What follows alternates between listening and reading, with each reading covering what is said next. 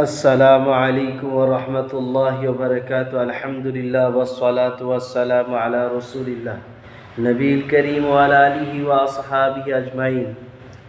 আজ কোরআন মাজিদের মধ্যে এমন একটা সূরার সাথে আপনাদের পরিচয় করাবো যার গুণ শুনলে আপনি অবাক হয়ে যাবেন।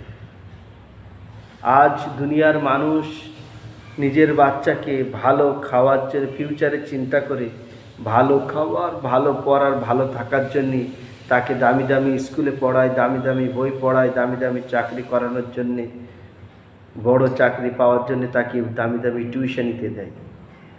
কিন্তু এগুলো আপনার মৃত্যুর পরে কোনো কাজে আসবে না। যে জিনিসটা আপনার ছেলের ফিউচারে কাজে লাগবে সেই জিনিসটা আপনি ভুলে গেছেন। যে ফিউচারে চিন্তা আপনার ছেলের জন্য করার দরকার ছিল সেটা আপনি করেন নাই। আমাদের তৈরি করেছেন সৃষ্টিকর্তা আল্লাহ। সে আল্লাহ বার্তা দিয়েছেন হযরত মুহাম্মদ রাসূলুল্লাহর মারেফতে। কোন ফিউচারে চিন্তা করতে বলেছেন সেটাও তিনি বলে দিয়েছেন। ওয়ালাল আখিরাতু খায়রু ওয়া আবকা। দুনিয়া ক্ষণিকের জন্য, দুনিয়া 60, 70, 80, 100 বছরের জন্য, কিন্তু অনন্তকালের জিন্দেগি পাবেন সেই ফিউচারে চিন্তা করার জন্য আল্লাহ এবং আল্লাহ রসুল বলেছেন। আসুন হাদিস শুনি। عن أبي هريرة رضي الله تعالى عنه عن النبي صلى الله عليه وسلم قال إن سورة في القرآن 30 آية شفت للرجل حتى غفر له وهي تبارك الذي بيده الملك رواه أبو داود তিরমিজি, নাসাই, ইবনে মাজাহ, ইবনে হিব্বান ফি সহিহ ওয়াল হাকিম। এই হাদিসটি 5টা থেকে 6টা হাদিসের কিতাবের মধ্যে এসে যে রসুল পাক সাল্লাল্লাহু আলাইহি ওয়াসাল্লামের হাদিস বর্ণনা করছেন হযরত আবু হুরায়রা রাদিয়াল্লাহু তাআলা আনহু।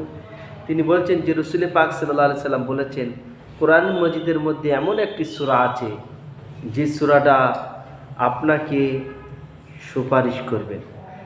আল্লাহ তাআলা যতক্ষণ আপনাকে ক্ষমা না করবেন, জান্নাতের ফয়সালা না করবেন, ততক্ষণ পর্যন্ত আপনার জন্য সুপারিশ করতেই থাকবে। ওই সূরাটার নাম হচ্ছে সূরা মুলক। 29 পারার শুরুতেই আছে, 30টা আয়াত আছে। হযরত আবু হুরায়রা বলছেন যে নবী করিম সাল্লাল্লাহু আলাইহি ওয়াসাল্লাম বলেছেন, কোরআন মজিদের মধ্যে এমন একটা সূরা আছে যা 30টা আয়াত। ওটা এরকম, যে ব্যক্তি ওই 30টা আয়াত প্রত্যেক দিন রাত্রিরে শোয়ার পূর্বে পড়বে, নিজের আমলের মধ্যে নিয়ে আসবে, তো আল্লাহ তাআলা ওকে সূরা মুলক ওর জন্য সুপারিশ করবেন আল্লাহ তাআলার কাছে। আর আল্লাহ তাআলা সূরা মুলকের কথা শুনে শেষ পর্যন্ত ওকে ক্ষমার পরওয়ানা দেবেন। আন ইবনে আব্বাস রাদিয়াল্লাহু আনহুমা قال قال رسول الله صلى الله عليه وسلم ওয়াদিতু আন্না ফি কলবি কুল্লি মুমিনিন ইয়ানি তাবারাকাল্লাযী বিয়াদিল মুলক রাহুল হাকিম। মুস্তাদরাক হাকিমের মধ্যে আব্দুল ইবনে আব্বাস রাদিয়াল্লাহু তাআলা এটা রিওয়ায়াত করছেন যে রাসূল পাক সাল্লাল্লাহু আলাইহি সাল্লাম বলেছেন, আমার মন চায় প্রত্যেকটা মুমিন বান্দার দিলে সূরা মুলক যেন থাকে, অর্থাৎ সূরা মুলক যেন মুখস্থ করে নেয়।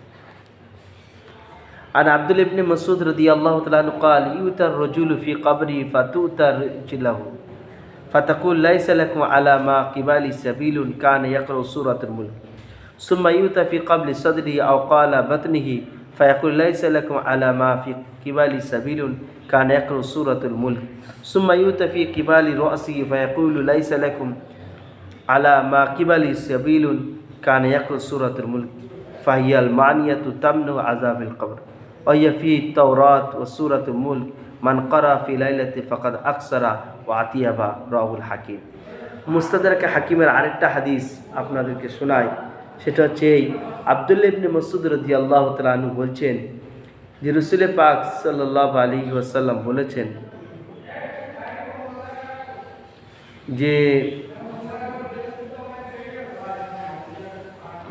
আব্দুল্লাহ ইবনে মাসউদ বলছেন যে মাইয়েতের যখন কবরে রাখা হয় আর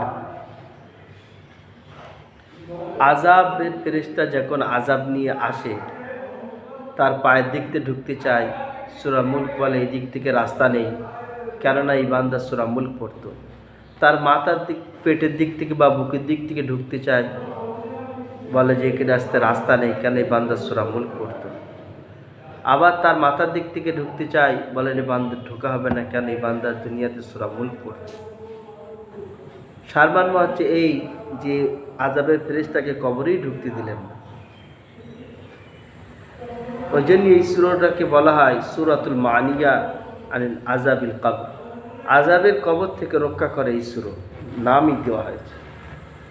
যে ব্যক্তি রাত্রির এই সূরা মুলক পড়ে সে বহুত ভালো কাজ করে এবং অনেক নেকি অর্জন করে।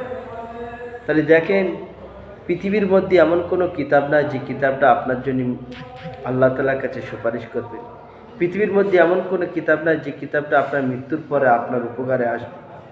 একমাত্র কোরআন, আল্লাহ রসুল নিয়ে আসা শরিয়াত হাদিস। তো আমরা সেই কোরআনকে ভুলে আজ নিজের বাচ্চাদের ফিউচারের চিন্তা করছি। এটা ফিউচার না, বরঞ্চ এটি ফিউজের চিন্তা হয়ে যাচ্ছে। একটা ফিউজ কেটে গেলে ফুট করে শেষ হয়ে যায়, মানুষ 60 বছর 70 বছরে মরে যায়। তো ফিউচারের চিন্তা হলে না, এটা হচ্ছে ফিউজের চিন্তা।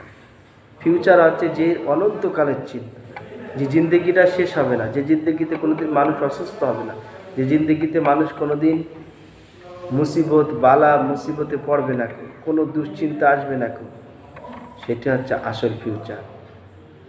আসুন আমরা সতর্ক হই এবং এই বিষয়ে সচেতন হই। আল্লাহ তাআলা আমাকে আপনাকে তৌফিক দান করুন। আমিন।